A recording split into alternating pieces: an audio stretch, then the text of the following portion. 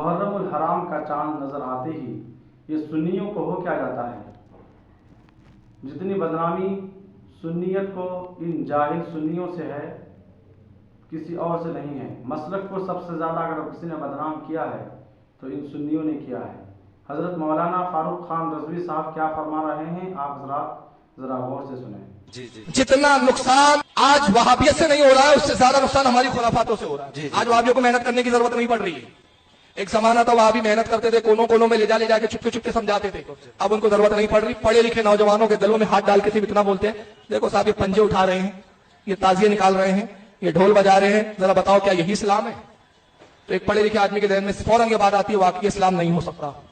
اگر تازیہ نکالنا اسلام ہوتا تو خدا کی قسم زین العابدین سب سے پہلے تازیہ نکالتی، اور ہم نے کربلا کے دن کو 10 عاشورے کے دن کو کیا بنا دیا؟ ڈھول بجانے کا دن۔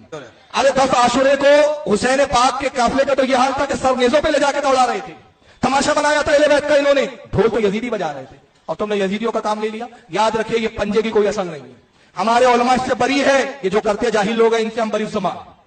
اگر ڈھول بجانا، تازیہ نکالنا، پنجے نکالنا اسلام ہوتا تو یاد رکھو ہمارے علماء کے ہاتھ میں پنجے ہوتے، ہمارے مدرسوں سے تازیے نکلتے۔ تو جب ہمارے مدرسوں سے تازیے نہیں نکلتے، ہمارے مدرسوں سے ڈھول نہیں بجتا، تو اس کا مطلب یہ ہماری سنیت نہیں ہے۔